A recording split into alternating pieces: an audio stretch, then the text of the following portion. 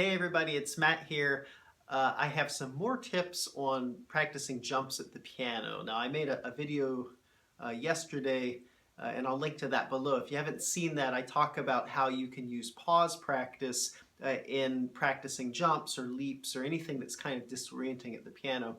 I want to talk about a couple other concepts that you can incorporate into your practice, especially in jump practice, that I think you'll find very helpful. And the first concept is the concept of spotting.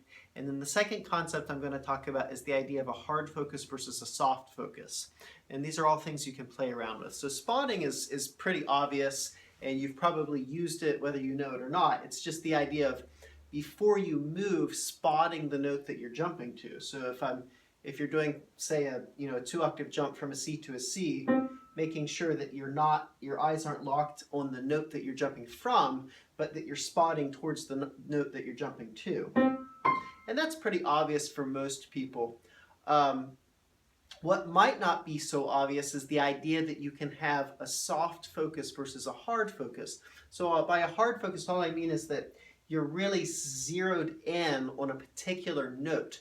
And most people, when they're trying to move or they feel disoriented at the keyboard, if they're just learning, especially, they'll sort of feel like they have to really focus in. Say, if I'm on that C, I really have to like laser in on that C and look at it. And that might seem like it's a good idea, but the problem is, if you're doing anything more complex than playing that one note, it's going to throw you off.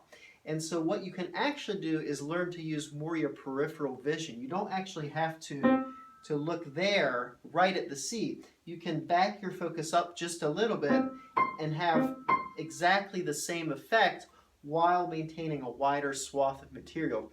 And this is really helpful when you're talking about stuff like the example I was using in the last video, where I had this bit of a Beethoven sonata, and I'm trying to get up to here, right?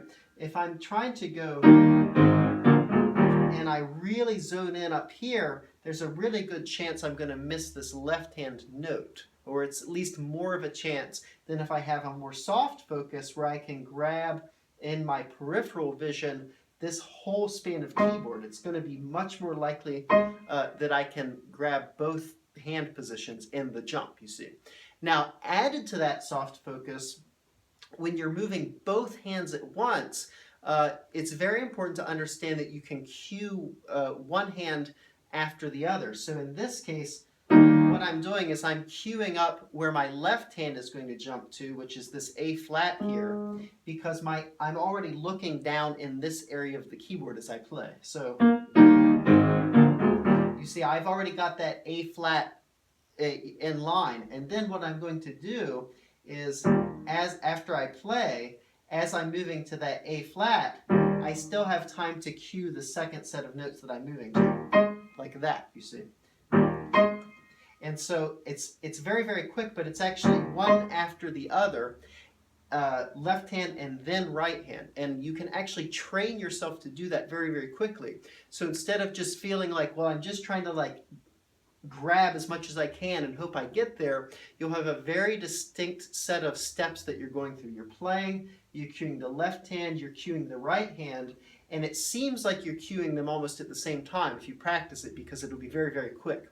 And then the other thing added to that is that not only are you cueing one hand at a time, but you're maintaining more of a soft focus, so that even as you're cueing the right hand, for example, I still can sort of see the left hand in my peripheral vision. And that allows me quite a lot of power and control over the jump. Now, jumps, especially with two hands, they're always a little bit trepidatious, and so there's not going to be 100% foolproof way of performing them. If there were, all these very infamous passage works where you're jumping around with both hands, such as the end of the Schumann C major fantasy, the second movement there, that has these jumps going outward, those are always going to be very, very difficult. But if you practice using these techniques and really kind of work on doing this pause practice that I talked about in the last video, and then cueing, making sure you're really practicing the order of your cueing and trying to maintain a soft focus, there's going to be a much greater chance that you have accuracy in this sort of technique. So I hope you find that helpful. If you like these videos, subscribe to my channel. I update them very frequently, and you can find more information at the links below, including the last video and a link to pianoblog.com, which is my blog with lots of information on it. And I will see you next time.